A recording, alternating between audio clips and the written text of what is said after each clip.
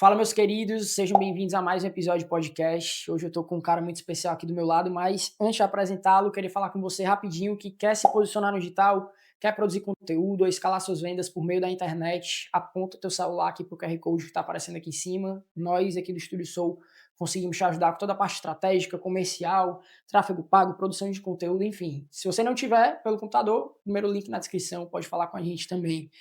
Hoje eu tô com um cara que conheci há pouco tempo, de ouvir falar, na verdade, mas já admiro pra caramba. Ele já atua na área da advocacia há mais de 13 anos, é sócio fundador da SCF Advogados, hoje na cadeira de gestor aí com mais de 40 colaboradores. É amante de adrenalina e esportes radicais, tal qual eu, e host do podcast Papo de ADV. Seja muito bem-vindo, Daniel Scarano, cara. Prazerzão te receber aqui. Queria que tu se apresentasse rapidinho, já queria emendar com uma pergunta, cara. Por que Claro. a advocacia, meu irmão? Rafa, primeiro eu quero agradecer o convite, né, eu espero trazer alguma contribuição. Eu, como você, tenho um podcast, então entendo a importância da comunicação, da gente deixar um pouco do que a gente já absorveu. Eu estou há 13 anos como advogado, eu não escolhi a advocacia. Eu, quando estava no ensino médio, não tinha muita clareza sobre os percursos que eu ia seguir não. Na realidade eu queria ser policial. Como a polícia ela não tem uma faixa remuneratória, assim, muito boa, eu pensei em ser policial federal. Para ser delegado da Polícia Federal, você precisava ter o curso de direito e estava chegando ali aos 17 anos, né, o terceiro ano, e eu escolhi fazer direito para em algum momento ter essa possibilidade de me tornar policial federal.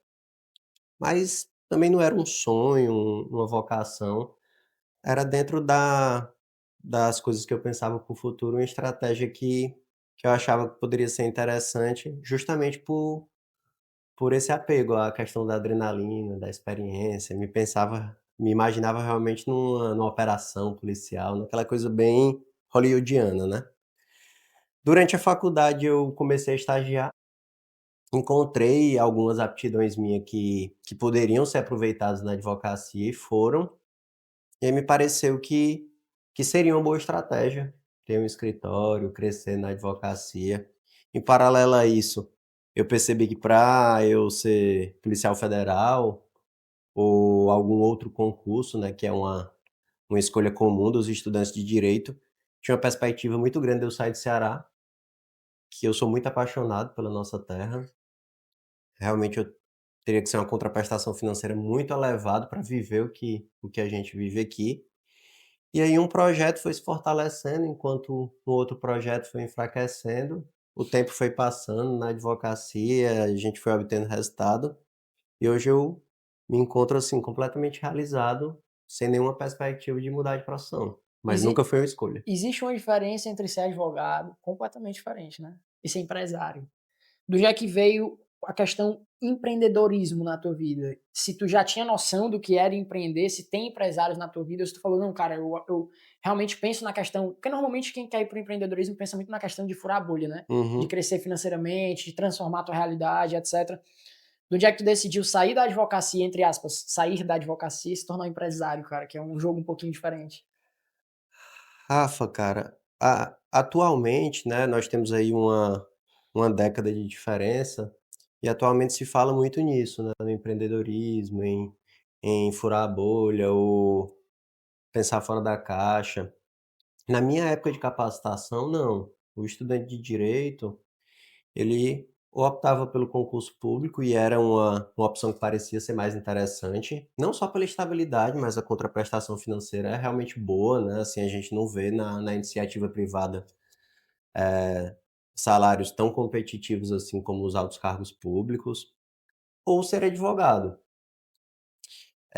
Eu iniciei a advocacia como autônomo, num escritório pequenininho no centro da cidade, atendendo realmente pessoas que passavam pela frente, fazendo atendimento ao público, representando processualmente eles. A minha decisão de empreender foi uma necessidade. Como eu vendi o meu tempo, como o material que é comercializado numa prestação de serviço É o é a hora tempo, né? humana, é o tempo, eu vi que para que eu pudesse comercializar mais, eu precisaria de mais gente. Daí surgiu uma primeira contratação, uma segunda contratação, uma terceira contratação, E aí o empreendedorismo ele me foi uma necessidade para que eu pudesse empreender a minha vida. Mas eu Entendi. nunca tive esse projeto Tem estabelecido muito não. tem muita gente que já sai da faculdade de direito, cara, querendo montar um escritório. No teu ponto de vista, visto que tu primeiro trabalhou em outro escritório, qual a importância de um advogado, antes de montar o seu próprio escritório, atuar no escritório de alguém? Acho que toda experiência é muito importante. Eu trabalhei em alguns escritórios, mas durante os quase 5 anos e meio da faculdade. Um período muito pequeno eu não estive trabalhando. Mas desde o dia que eu me formei até hoje, eu já tive o meu escritório. Eu ganhei em alguns aspectos, porque eu tive que ter uma organização financeira, eu tive o prazer de ter uma salinha, até ter um espaço exclusivamente nosso hoje. Teve algumas conquistas que eu tive, mas eu também tive alguns prejuízos, porque descobrir na prática, às vezes, é um pouco mais demorado. Quando você vem de uma grande estrutura, você conserva mentores, tem ali um sócio que transmite conhecimento, experiência, você não comete alguns erros, então acho que os 2 caminhos, eles são possíveis. Tu economiza tempo, dinheiro e energia, né? O Vini, meu sócio, sempre fala isso, né, cara? Os 3 ativos mais importantes da nossa vida: tempo, dinheiro e energia. Nosso Exatamente. intuito é conseguir economizar esses 3, E né? na advocacia ainda tem um ponto que tem que ser considerado, né, como a nossa atividade ela tem um nível de conservadorismo grande, assim que você se forma, você é muito desinteressante para o mercado. Eu Uhum. me formei com 22, logo em seguida fiz 23 anos. Hoje eu tô acabado, mas quando eu me formei eu tinha uma aparência bem jovem. Então, o cliente que eu queria alcançar, não importa a expertise e a técnica que eu tivesse, ele não iria me contratar.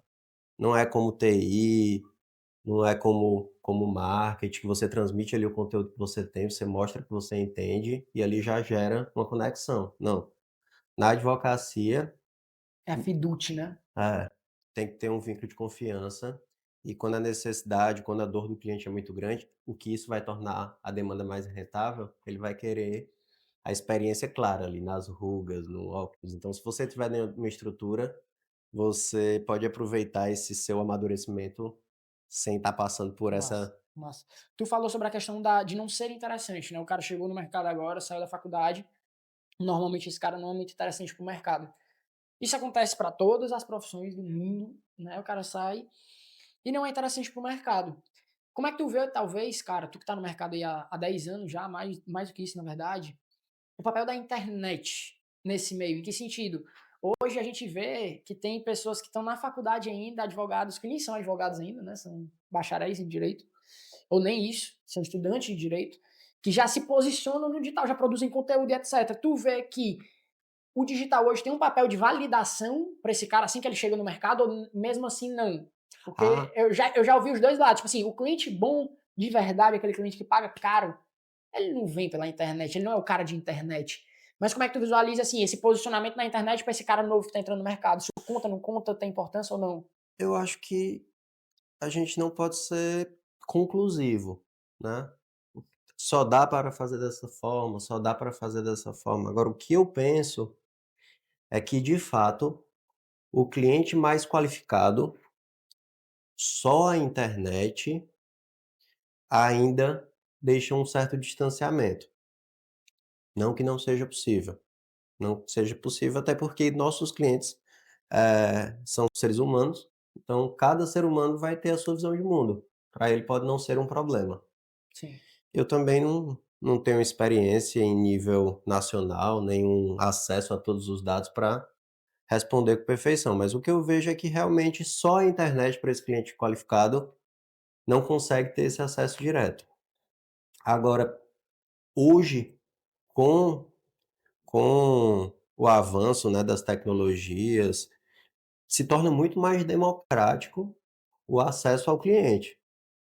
Um cliente de demandas mais simples ou clientes menos qualificados, já é claríssimo que a internet é uma ferramenta de alcance em massa, isso aí gera a transmissão de conhecimento e aí o vínculo de confiança e a contratação, Uhum.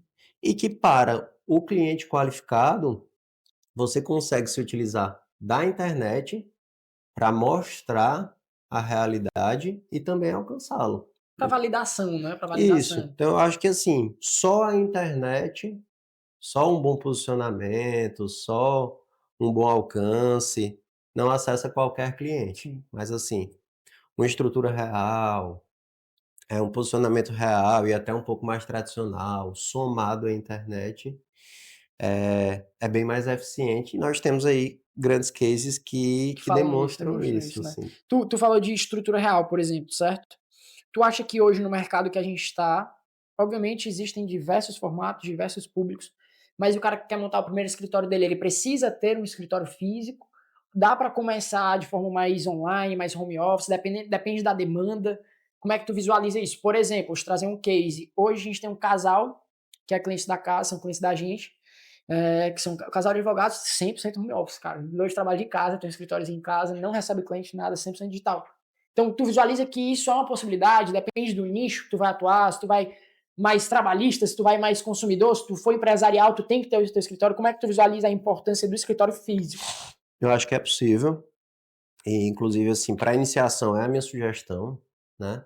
Tem aquele mínimo produto viável, né, então se você vai investir na sua imagem, investir na sua profissão, invista primeiro nisso, para depois pensar em estrutura, em custos fixos. Eu acho que como iniciação é interessante. E com o desenvolvimento do do seu serviço, a decisão de tornar um espaço físico, ela tem a ver sim com o mercado, mas também tem a ver com as suas pretensões pessoais. Eh, o nosso negócio, Rafael, assim, ele tem muito a ver com a nossa identidade, com o que é que a gente quer entregar, não só com o resultado. Nós fizemos um movimento recente de fazer um investimento bem elevado em uma sede física, embora eu considere que nós sejamos um escritório que se posicionamos bastante no virtual, que tentamos ser modernos. Mas mesmo que nós tenhamos crescido no digital, nós temos esse perfil, nós sempre gostamos também de estar junto. Não. Quando eu estava lá planilhando, refletindo sobre esse investimento, se valia a pena, se não valia a pena, algumas respostas das minhas perguntas fizeram que eu me desse ao luxo de um pouco da decisão, um pouco, não ser completamente racional. Tem um pouco ali de sentimental. E Do pra sonho, né? do sonho e para mim o espaço físico vale a pena, porque é lá onde eu vou estar boa parte da minha vida. Igualmente, alguns clientes meus, eles preferem sim ir até o escritório, outros não, estão completamente satisfeitos com o digital. E os prós a respeito disso é que o alinhamento cultural ele fica muito mais simples quando você está próximo.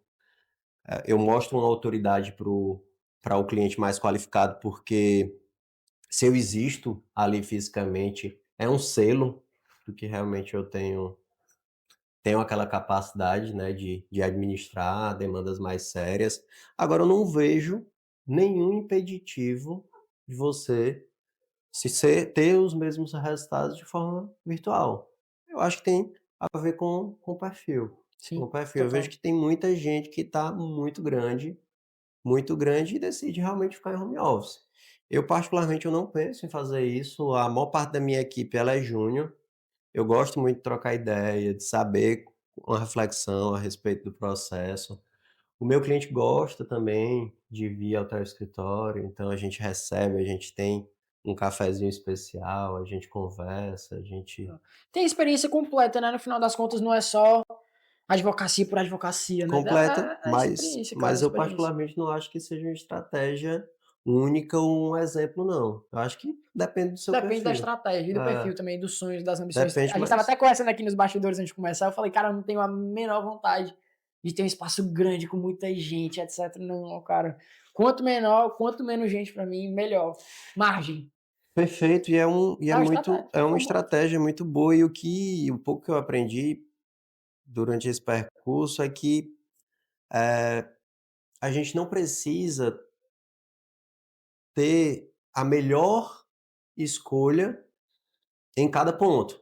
Sim, Nós precisamos, assim, ter boas escolhas e não nunca fazer sim, escolhas que podem pôr em risco o seu sim. negócio. O saldo final tem que ser Tem que positivo, ser né? O saldo positivo. final. E assim, você nichar, não há problema, tem espaço. Pois é, deixa eu te perguntar sobre isso. Como é que tu visualiza o mercado da advocacia nessa questão do nicho? Eu vejo muita gente falando sobre nichar, não nichar. Isso se aplica, no meu ponto de vista, a vários tipos de negócio, não só ao direito, né? No teu ponto de vista, cara, nichar, não nichar, ser full service, né, que a galera Uhum. chama. Como é que tu visualiza isso pro cara que tá começando? Porque tu é um cara que começou lá, tu é fundador do negócio, né? Tu começou sozinho, né? Então, assim, tu saiu de estar sozinho para hoje um time aí de mais de 40 colaboradores, etc. Nichar, não nichar e quero emendar com outra pergunta que é, cara, quais são os principais desafios de quem está começando? Como é que essa pessoa, o que é que tu poderia falar para essa pessoa se já se preparar para a jornada? O que é que vai acontecer nesse caminho, cara? Como é que tu visualiza isso? Para quem está começando, eu acho que é realmente muito difícil você nichar. Se começar do zero, né? Se começar sem maturidade jurídica, assim, se você começar depois de uma experiência em um grande escritório ou em um know-how em uma grande empresa, é uma perspectiva diferente. Mas para quem está começando realmente do zero, nichar é difícil porque você tem necessidade de caixa. Perfeito. Então, assim, eu particularmente, quando eu abri meu escritório, eu fazia tudo. Um dos meus amigos, às vezes, assim, eu estava num bar, eles perguntaram, e aí, tu faz o que lá? O cara, eu tiro até fimose. Preciso pagar minhas contas. É. Então, eu acho uma decisão muito difícil, tem que ser muito firme para fazê-lo, né? Se você tem capacidade financeira de fazer, você vai colher alguns benefícios por isso e perder algumas oportunidades. Ou escolher não ter algumas oportunidades, né? Que isso é foco. Eu, de fato, não tive foco.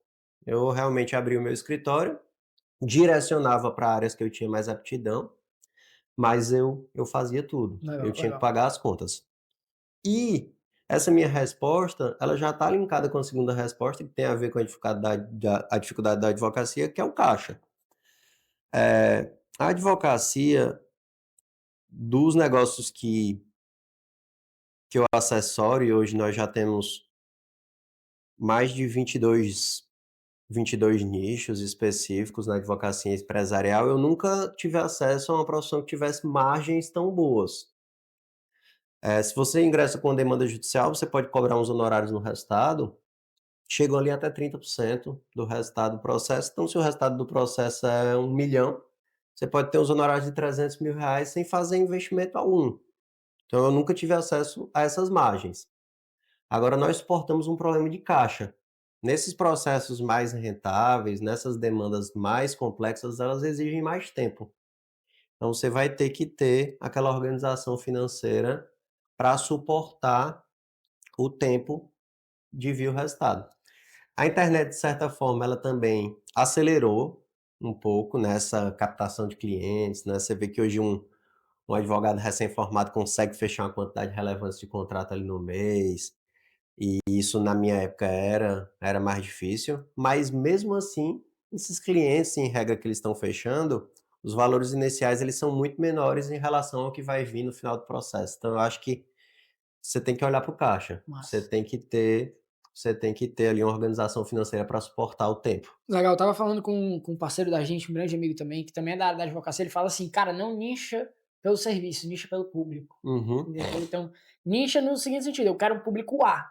Então, vou nichar para esse público. Vou fazer os tipos de serviço independentemente para o público A. Eu sou partidário e é um movimento que eu tento fazer hoje, Legal. nichar pelo público e tentar dentro desse público atender todos os serviços.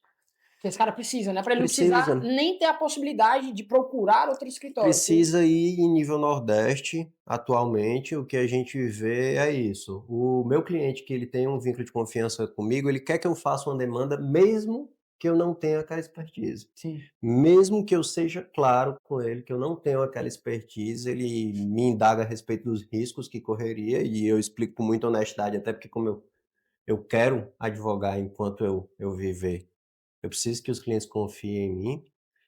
Eu deixo muito claro, mas mesmo assim, como ele estabeleceu aquele vínculo, ele quer lhe contratar. Mas a gente falou sobre dificuldades do começo da jornada, né? Normalmente caixa, que isso aí, o cara tem que ter muita organização financeira. E eu acho que isso daí, cara, é uma das principais dificuldades do empresário, do pequeno e médio, é a organização financeira. A galera mistura as contas pessoais com a conta da empresa. No começo, quando a empresa não está faturando, obviamente, tudo que entra tem que ir pro teu bolso para tu se sustentar. Mas é definir ali, cara, um prolabore, sabe? Um saláriozinho, o resto que entrar faz caixa pra tu poder contratar uma pessoa, pra tu poder crescer na empresa. Eu sou muito chato com isso. Hoje eu tenho meu prolabore aqui fixozinho, nada mais, nem um centavo a mais. Graças a Deus a gente conseguiu se organizar nesse sentido. Agora olhando pro outro lado, sem ser o cara pequeno, o cara grande, no caso vocês, por exemplo, quais são as principais dificuldades hoje no teu ponto de vista, cara? O que é que mudou de quando tu era pequeno pra tu ser grande? Qual a diferença dos problemas que tu tinha quando tu era pequeno pros problemas de hoje, cara? A gente até conversou um pouquinho sobre isso no backstage aqui, mas quais são os problemas de hoje? Os problemas que existiam quando a gente começou, eles mudam, né? Eles não deixam de existir, eles mudam assim. Você começa e você tem um problema financeiro com pagar as contas. Hoje o problema financeiro é preservar as margens. Você acaba tendo uma estrutura muito grande, então você fica não existe mais aquele processo, aquela demanda específica que muda o seu mês. Você tem que fazer um movimento empresarial mesmo, né. Eu brinco demais com os associados lá no escritório, cara, quando eu dava entrada no alvará, né, que é o termo judicial lá que libera o dinheiro para o advogado, era incrível porque eu já estava com aquele mês garantido. Hoje, um grande alvará no escritório, ele não movimenta a realidade financeira do escritório, porque eu tenho um prolabore, porque a distribuição de lucros vai acontecer. Então, os problemas eles mudam em alguns aspectos, né? E surgem problemas novos. Atualmente, assim, o que mais a gente tem dificuldade é um clichê empresarial que é a questão de gente. Gente, né? Eu considero que na prestação de serviço esse problema é ainda maior, porque o que eu vendo é gente, né? Total, cara. Então, assim, a gente vem hoje eu demoro 3 vezes, 4 vezes mais em uma seleção para achar um talento do que em outra época que eu demorava. Hoje a cultura ela muda mais rápido, né, a velocidade da mudança é muito grande e eu não sou partidário de nenhum discurso geracional. Eu acho Perfeito. que a gente tem que mudar, a gente tem que se adaptar, se a minha força produtiva é essa. Eu prefiro mudar até a Como é, minha percepção para concordar e tentar atender. como sustentar uma cultura em um time de 40 colaboradores, principalmente pelo fato deles serem júniores, cara? Porque tu falou que a maioria dos colaboradores são júniores, na advocacia isso é muito comum, né? Uhum. Entendeu? Como sustentar uma cultura, cara? Como gerir esse time? Principalmente, eu também não sou partidário nessa questão geracional, mas principalmente numa geração que a galera não quer fazer nada, não quer trabalhar, cara. Conversando, conversando, vivendo a cultura, muitas vezes se distancia e você vai sai do escritório à noite com dúvida e com medo se você está alcançando. Muitas vezes vem alguém recém-chegado e dá um exemplo que lhe orgulha, mas dando acesso a por que você entende que aquilo é interessante e mostrando por que aquela forma de agir lhe trouxe bons resultados.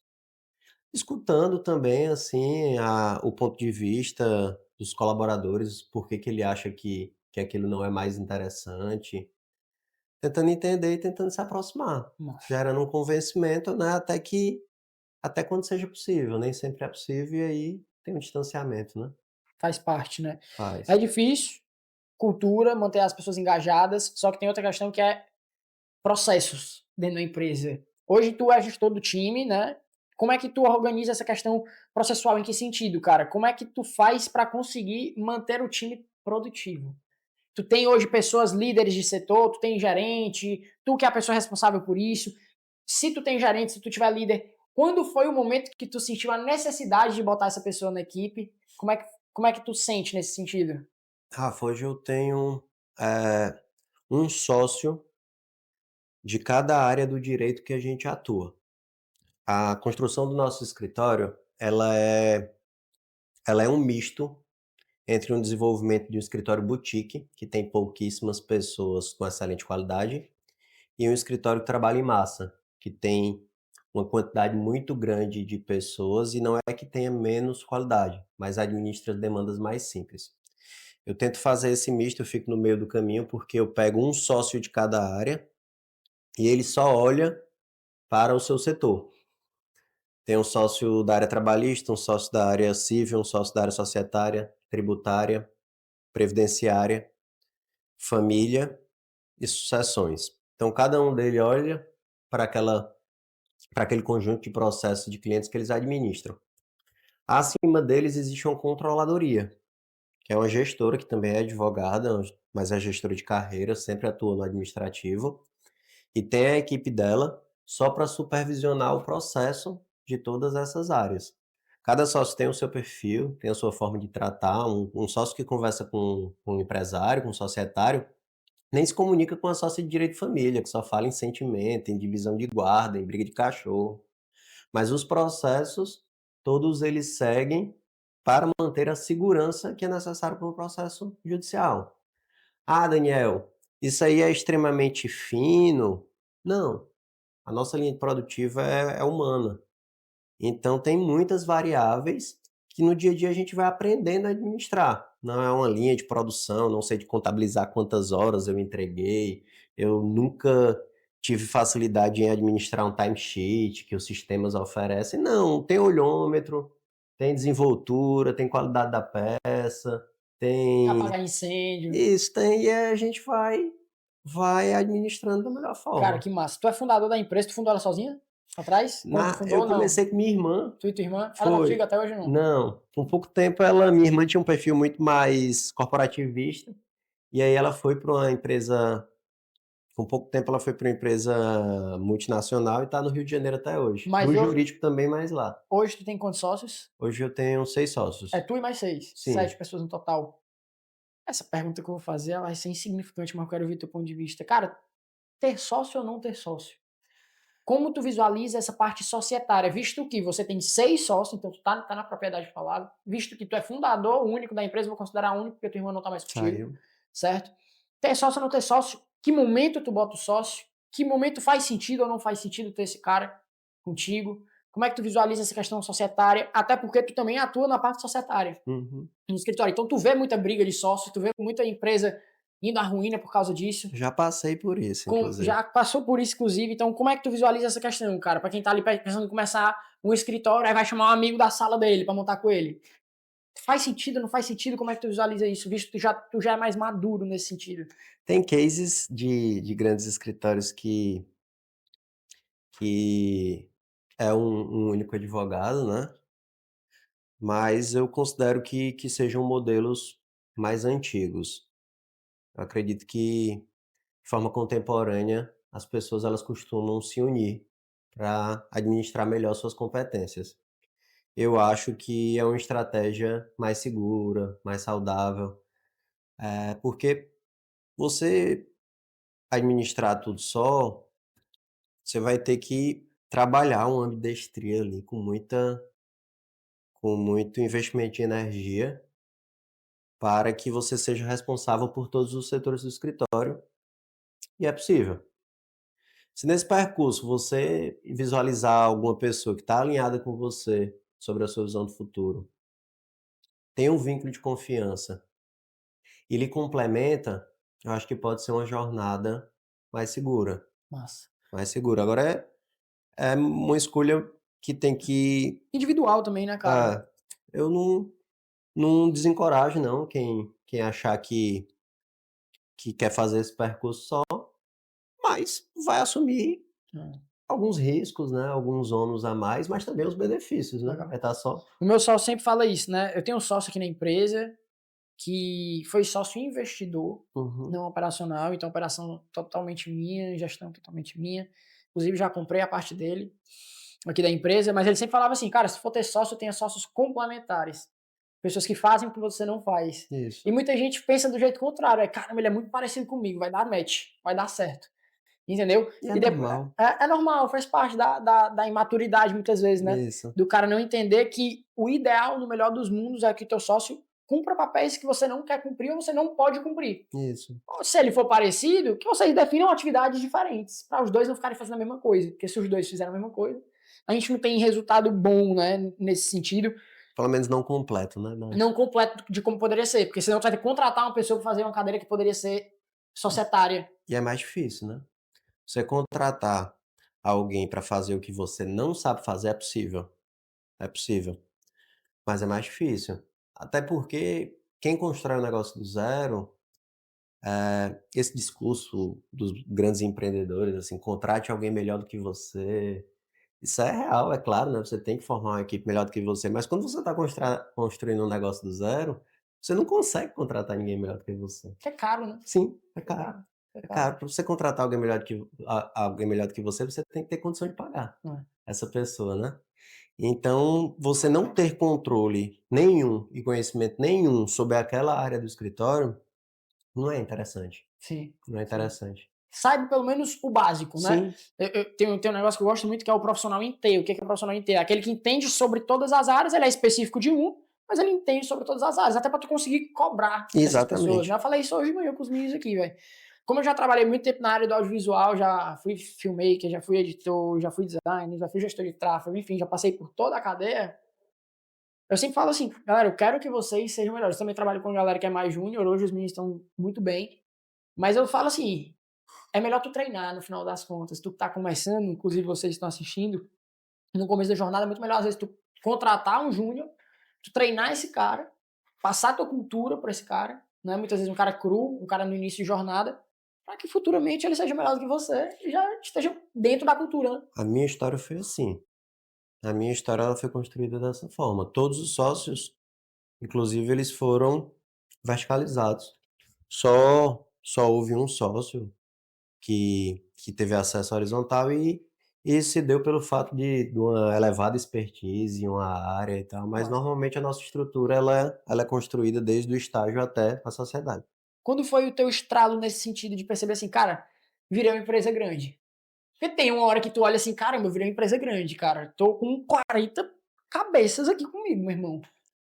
Cara, assim, E como foi isso pra ti, como empresário, como pessoa? sem nenhuma uma falsa modéstia, assim, eu não tô nem próximo, assim, do que eu quero construir, e em nenhum momento, assim, eu sinto esse estralo não, assim, cada vez mais eu sinto responsabilidade de atender as expectativas dos nossos colaboradores, de fazer com que eles alcancem lá o que é a visão de futuro deles e tá alinhada com a nossa. Então esse estralo ele ainda não veio não. E também eu não tenho uma expectativa que chegue não, assim, eu quero sempre continuar crescendo e o caminho que eu acho mais interessante de fazer com que a gente cresça é que realmente toda a nossa equipe ela cresça bastante, para que possa nos colocar aí talvez em ser um escritório reconhecido como grande, sabe. Legal, legal. Isso é muito massa, cara. É o fato da gente nunca estar saciado, né? O empreendedor nunca está saciado. Eu gravei um stories agora sobre isso, tá postado, acabei de postar, cara. Muitas vezes o empresário ele começa a empreender porque ele tem alguns objetivos de vida. Ah, eu quero poder sair, eu quero poder viajar, eu quero poder fazer meu horário, eu quero poder comprar um carro, eu quero poder comprar uma casa. Aí o cara alcança esse básico, ele se sossega o facho, né? Ele para, ele estagna. Aí a empresa fica estagnada. E é legal encontrar pessoas como você, como eu também, que é são pessoas que, cara, são insatisfeitas. É muito doido isso, porque a gente saiu de uma empresa de R$ 0 de faturamento para em 8 meses a gente bater R$ 100 mil de faturamento, eu e mais duas pessoas. E sábado passado me encontrei com o Vini e falei, mas preciso tomar um café contigo, meu irmão. Cheguei lá, mas eu tô desesperado. Faz 2 meses que a gente tá no mesmo faturamento, eu não aguento mais, meu irmão, que doideira, o que, que eu tô fazendo de errado? E ele, mas respira, você tem 26 anos, meu irmão, calma. Quando eu tinha tua idade eu era do mesmo jeito. Mas eu acho que isso é o que diferencia quem consegue, sabe, se desenvolver de quem não consegue, né? Aquele fogozinho do empresário. Eu tava vendo uma palestra do Flávio Augusto, podcast dele, na verdade, falando sobre isso, né? Do empresário, ele sempre tem aquela ansiedade, aquela angústia. Aí o cara pergunta pra ele, no teu começo tu tinha? Ele, até hoje eu tenho. Sou bilionário, mas até hoje eu tenho aquela angústia de, pô, preciso dar certo, preciso fazer acontecer. Como é que tu lida com isso? Tu sente isso? Tu não sente? Foi uma coisa muito natural pra ti? Essa angústia de querer crescer, da ambição, da formiguinha dentro de ti, de, pô, tu falou de responsabilidade? A responsabilidade, porque agora tu tem um escritório com muita gente, teu custo fixo deve ser lá em cima. Começar o mês já com custo É, altíssimo. Como é que tu lida com isso, pessoalmente falando? Agora, sabe, agora o Daniel, ser humano, né? O empresário. já foi mais difícil, já foi mais difícil, assim, eu não sou dos temperamentos mais calmos, assim, a ansiedade ela é presente na minha vida, catastrofizar algumas possibilidades também já me ocorreu, mas aí quando a gente vai vivendo e a gente começa a observar que aquilo não acontece, que o nosso desempenho, a nossa entrega, normalmente garante que o futuro ele seja melhor, a gente começa a ficar tranquilo, né. Depois que vem uma pandemia, por exemplo, e você pensa ali que vai ter que reduzir quadro, que vai ter que pedir compreensão da equipe para reduzir honorários, você imagina todas aquelas perspectivas e depois passa tranquilo, você visualiza que a vida tem dessas e que todo cenário que você possa imaginar, na prática não vai ser tão difícil. Sim. Normalmente a gente costuma dar conta. É. É difícil, mas no final das contas Flávio Augusto fala exatamente isso, no começo tem, e é ruim, aí depois tu começa a se acostumar com isso, aí depois tu começa a gostar. Tu começa a gostar da ansiedade, da angústia, da pressão, e depois tu começa a se colocar em situações que te gerem isso. É porque as tuas realizações elas vão mudando, né. O início ele em muitos exemplos tem a ver com necessidades, depois a gente faz uma transição para realizações. Você também é muito comum migrar para realizações de terceiros, que é a sua equipe, seus sócios, e as realizações pessoais elas vão migrando um pouco do resultado financeiro direto para o que você está construindo, para o que é que você está impactando, para os locais que você está alcançando e o reconhecimento que você está adquirindo, tudo isso vai mudando. Eu acho muito legal mudar, sabe. E hoje as minhas realizações ela tem muito mais a ver, assim, com o crescimento da minha estrutura, especificamente, do Massa, que com faturamento, EBITDA, lucro. massa, massa. Falando em mudanças, puxou isso daí, me deu um não sei como é que é o fluxo e o funcionamento do teu escritório relacionado a isso, cara, mas como é que tu vê a entrada da tecnologia, da inteligência artificial principalmente? Eu particularmente sou um cara amante de inteligência artificial, minha próxima empresa vai ser disso. Sou estudante. Minha mulher até brinca comigo, né? Fresca que é complicado, né? Cearense, né? É, claro. Mas eu chego em casa aqui, passo o dia trabalhando, chego em casa para estudar IA, entendeu? E eu conheço escritórios, particularmente, que reduziram em quase 50% da folha por causa de IA. Como é que tem sido isso na tua jornada? Se você já implementou, se tu tá antenado nisso, se, como é que tu visualiza o futuro disso dentro da advocacia? No meu ponto de vista, o direito, assim como outras vertentes, como por exemplo contabilidade, vão ser um dos mais afetados pela IA. Eu quero saber como é que tu visualiza, se tu está estudando sobre, se você já tem alguma coisa lá na empresa. Cara, Rafa, há um tempo, sem nenhum discurso de visionário, eu já direcionei o meu escritório para uma pessoalização, para uma proximidade com o cliente, por imaginar que grandes escritórios que resolviam problemas simples, administravam demandas repetitivas, com o passar do tempo, iam perder margem. Eu não imaginava que seria por causa da inteligência artificial, mas sim pela tecnologia. A tecnologia, ela já vinha cada vez mais resolvendo esses problemas. E quando a tecnologia ela resolve um problema de prestação de serviço, isso só é bom de forma imediata, que ali você dá um passo à frente e rentabiliza, mas de forma imediata é muito ruim, porque a tecnologia depois ela se torna acessível, todo mundo contrata, e aí a sua margem piora.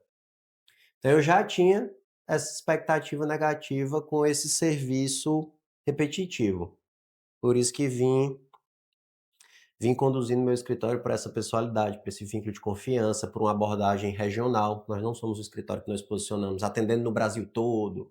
A gente tenta resolver problemas daqui, do Ceará, problemas muitas vezes que se resolvem com conversas ou com contatos, em virtude dessa perspectiva negativa. Com o surgimento da inteligência artificial, que lá no escritório hoje nós utilizamos bastante como assessores pessoais, né? A maior parte dos advogados já se utiliza para produção de conteúdo, para análise e realização de cálculos, para auxílio em algumas peças ou pareceres, mas eu não tenho nada de forma sistêmica já operacionalizado pela inteligência artificial. O que a gente tem hoje de inteligência artificial é o assessor pessoal, que quase que absolutamente o ChatGPT. Então todos nós já estamos usando bastante. A minha expectativa é tão grande com essa ferramenta que eu não tenho visão. Eu não eu não sei o que está por vir. Sou um eu tenho, assim, uma expectativa muito grande, assim, todos os dias eu fico surpreso com a possibilidade de entrega. Tem algumas coisas, assim, que eu não acredito, algumas outras para mim fazem sentido, mas eu não tenho realmente uma visão não. É um fato que eu consigo elaborar agora um parecer, uma petição, em 1/20 do tempo que eu precisava antigamente. Então, com isso sendo um fato, não adianta falinha de dizer que a inteligência artificial erra, não adianta falinha que o humano vai ser sempre necessário. Porra, tu também erra. E a inteligência artificial ela vai melhorar Uhum. mais rápido do que a gente. Então, eu não sei. A maior parte das coisas que me dizem não me convencem, não me convencem. Eu tô ansioso aí para entender o que é que vai acontecer e eu espero estar estudando e Massa. poder aproveitar ou pelo menos sobreviver, né. Mas sim, concordo Sobreviver, que cara, sobreviver para mim, tu só não sobreviveria, mas uma empresa só não sobreviveria se ela não estivesse disposta a mudar, claro. entendeu? Essa é a única forma, porque se eu chego hoje, que logo mais vai acontecer isso, eu mesmo, Rafael, vou chegar até você para lhe falar isso, e dizer que eu consigo reduzir metade da tua folha com o mesmo tipo de entrega. Aí tu tem duas opções, o empresário vai ter duas opções na mesa, ou ele não acredita, Uhum. e aí eu te provo na prática, ou mesmo com isso na prática, tu vai dizer que acha melhor ter gente. E aí tu vai ter o mesmo custo brigando com um escritório de 3 pessoas. E eu Entende? concordo contigo que sim, que contabilidade e direito vão ser diretamente agredidos. É muito fácil perceber Sim. isso. Não sei se realmente são das áreas que vão ser mais agredidas, mas eu sinto que sim, porque toda área consultiva, né, e que tem uma certa repetição, a gente vê que Sim. a inteligência artificial tem mais facilidade em E existem substituir. certos setores que não irão ser substituídos rápido, no meu ponto de vista, principalmente para escritórios boutique, por exemplo, né? E mesmo que não seja boutique, mas que tenha um atendimento premium, que Sim, é o ato do contato com o cliente. Isso não vai ser substituído. O sim, cliente sempre vai querer falar com a pessoa, no final das contas. Mas toda a parte de back-office, isso creio eu que sim. execução, né. Execução. Então, assim, o chat GPT é a pontinha da agulha, cara, a pontinha da agulha só. Eu também acho. Entendeu? E é por visualizando essa pequena amostra, Sim. que não consegui imaginar o que É, está por vir. é. Por exemplo, a gente aqui tá criando um software completo de CRM, eu e meu computador, cara. Em 3 dias eu tô finalizando. Já, um programa completo, com aplicativo de celular, com tudo, em 3 dias. Eu e um É IA, incrível. entendeu? E aí, qual é o problema disso? Não o problema, né? O benefício. Vão começar a surgir muitas coisas setorizadas, né? A IA vertical, que a gente chama para o direito, Uhum. para a medicina, para a contabilidade, Faz entendeu? muito sentido para mim. É uma das Entendeu? coisas que eu acredito, Entendeu? que com essa segmentação vai ser um novo passo Ah, de adaptação. isso aí é muito Se você me massa, perguntar cara. o seguinte: "Daniel, frente a esse problema, ou esse fato, o que é que você está fazendo hoje?" Eu faço um movimento de tentar entender e aproveitar essa oportunidade e de tentar preservar um bom time, por acreditar que em qualquer realidade, a as inteligências, as aptidões ali, as capacidades do ser humano, elas vão ser preservadas de uma forma diferente, mas vão ser valorizadas. Uhum, uhum. Então, eu não sei o que é que a gente vai precisar fazer daqui a 5, 10 anos, agora eu acho que se eu mantiver, perdão, os talentos próximos, a gente Massa. consegue junto aí. Legal demais, cara. Até porque os principais gargalos do empresário são pessoas, time, gestão, etc. Cara, mais duas perguntinhas pra gente correr com o tempo já urge. Não fiz nem metade das minhas perguntas, cara. O papo tá bom demais. Qual a importância? Porque eu vejo muita gente falando sobre isso. Tu é um cara que gosta de kite, tu é um cara que gosta de esporte, saúde, vida saudável, paraquedista, Isso. inclusive um sonho meu que ainda vai ser realizado. Desde Vamos criança, saltar, cara. vamos saltar. Desde criança, meu sonho é ser paraquedista, acredita? Esse é o meu É? principal sonho Massa, de cara. realização pessoal, só que eu sou muito penoso. Com a grana, Mas não, é carozinho, né? É carinho, é uns 10 faz conto, é uns parte, 10 faz continhos, parte, né? faz parte, mas Faz parte. Outras prioridades no momento. Cara, qual a importância da pessoa, da tua casca pra tu ter uma boa empresa, cara? Se é que tu me entende. claro, bicho, a minha saúde ela sempre me cobrou bastante, sabe. Eu essa resposta pra mim ela, eh, gira em torno de necessidade, não de estratégia. Pra mim é muito claro perceber que o meu corpo quando ele tá cansado, ele não tem o mesmo nível produtivo no dia seguinte, não vou ter o mesmo desempenho. Então assim, a atividade física ela esteve na minha vida há muito, então eu não consigo, explicar ou convencer alguém que não faz essa opção a fazer, porque eu não tive esse momento de não fazer, assim, foi algo que foi, criado junto comigo, a prática do Mas tu esporte. acredita que isso tem impacto direto nos teus resultados? Para mim é diretamente ligado, quando eu abro mão disso por algum momento, eu perco a produtividade. Eu perco a produtividade. Se a gente for pensar até em uma forma objetiva de avaliar, né, se você tiver demandas de saúde, se você tiver, impedimentos, isso vai lhe tirar o tempo que você poderia estar produzindo, né. Aham. E não que a gente todo o tempo deve estar produzindo, porque tem algo que é muito relevante, que é a saúde mental também. Então na minha vida, assim, Rafa, as coisas elas sempre as contas elas sempre chegaram. Eu não sou um cara que consegui botar muitos boletos debaixo do tapete não. Eu quando não estou olhando para um ponto, ele vem e me cobre, então eu considero que eu tive um percurso, assim, muito justo. O que eu fiz de Ó, bom, eu colhi, o que eu fiz de ruim também chegou a conta para eu pagar. E como eu quero que fazer isso durante muito tempo, acho que é mais seguro eu cuidar da máquina, né, que é a cuidar da única que eu máquina. tenho, até onde eu sei, né. É a única que a gente tem, cara, a única que a gente tem. Vejo muito isso também, sabe. Vejo muita gente querendo. O problema é a galera quer demais e faz de menos, no final das Isso. contas. Eu quero, eu quero, eu quero, eu quero. E tu fez? Eu tinha um colaborador que nas últimas semanas ele falava assim pra mim: "Pô, Rafa, eu quero aprender mais sobre vendas, eu quero aprender mais sobre gestão. Eu assistiu quantos podcasts? Não, mas eu quero. Aí na semana que vem ele, não, mas eu tô querendo, eu quero muito aprender mais, eu quero ser um cara melhor, eu quero conseguir vender mais. E tu fez o quê nessa última semana? E Perfeito, não cara. faz, cara, e não faz. Prioridades, elas não se respondem. Prioridades, você pede para ver uma agenda pretérita e o seu boleto do cartão de crédito. Se os 2 bens que você está despendendo são os que mais, fungíveis hoje, né, são os que mais se perdem, né, que é o tempo e o dinheiro. Se você não estiver investindo naquilo que você diz que é uma prioridade, não é uma Não é uma prioridade. prioridade, não é uma prioridade. Dani, massa demais, cara. Eu tenho uma última pergunta que eu sempre gosto de fazer nos finais do meu podcast, mas eu quero finalizar realmente com ela. Então, quem quiser lhe encontrar, meu irmão, lhe encontrar onde? Suas redes sociais, da empresa, do seu podcast, tudo que você tiver quiser falar, o pessoal te encontrar onde hoje? Cara, o meu Instagram é Daniel Scarano e tem o A, que alguém fez o favor de bloquear esse nome. Eu tenho um podcast também, quem for da área jurídica vale a pena seguir, que é Papo de ADV. E o Instagram do escritório é CF Advogados. Legal, massa demais. Cara, foi um prazer imenso te ter aqui. Pra finalizar, meu irmão, essa pergunta é pra mim. Se tu pudesse dar um único conselho pra ti com 18 anos, o que que tu falaria? Pô, bicho, essa pergunta ela é difícil de responder e eu deveria estar preparado porque eu faço em todo podcast que eu gravo. Se eu pudesse dar um Tu faz conselho. essa mesma pergunta? Que Faço essa doideira, mesma né? pergunta. Se você Estamos pudesse conectados, dar um então. conselho, o que é que você daria, né?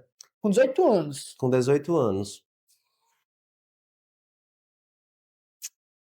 Cara, eu sou muito feliz com o resultado que eu construí. Então, sou uma pessoa que eu considero realizado, então eu teria muita dificuldade de, tentar corrigir algum erro que eu cometi, porque também faz parte da pessoa que eu sou, né.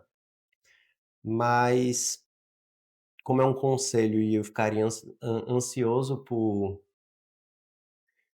tentar melhorar esse percurso, eu falaria o seguinte: "Poxa, ó, para um pouco, investe tempo em pensar e testar o que você quer ser, o que é que você quer entregar, para depois começar a fazer e não parar, que é ter foco. Mas para você ter o foco, você tem que ter antes a segurança, né. Eu acho que houveram no meu percurso algumas decisões que me tiraram do foco, que desaceleraram, o crescimento Os resultados, né? os resultados que eu poderia. Mas eu acho que seria o mesmo conselho pra mim, cara, seria manter o foco. É o Porque foco. como eu tenho facilidade de aprendizado, aprendo muito rápido, eu fui pra um lado, aí o caramba, eu sou bom nisso também, eu vou pro outro, aí não, eu sou bom nisso também, eu vou pra lá, aí vou pra lá. No final das contas, isso foi bom pra mim, porque eu consigo cobrar meu editor, consigo Sim, cobrar meu videomaker, consigo cobrar meu gestor de tráfego, consigo cobrar meu vendedor, consigo cobrar meu financeiro, consigo cobrar meu designer, por isso que eu entendeu? te falo, é difícil, É porque difícil. isso faz parte do que você é, É. então é difícil. Mas, Eu falaria, cara, mantém, bate cabeça num canto só. Eu ah, falaria meio que isso eu também, né? tive algumas decisões que que foram arrogantes, assim, que eu imaginei que eu poderia, desenvolver ou aproveitar alguma oportunidade por ter feito isso no meu, mas eu só consegui fazer no meu porque era a minha única escolha. Mas não pode. Eu tenho que finalizar com essa pergunta, mas qual é o principal vilão do empresário? Do empresário, Ou do advogado? Mas do empresário, que é o meu foco. principal vilão, acho que é o governo mesmo, não a empresa. Boa, boa. Eu ia falar o ego. O egozinho é ruim. Ah, sim, com certeza é um grande vilão nosso, né. É o Nosso grande vilão ego, da gente. a nossa falta de inteligência emocional. É. Acho que se a gente trabalhar isso bem, a gente fica com meus limites.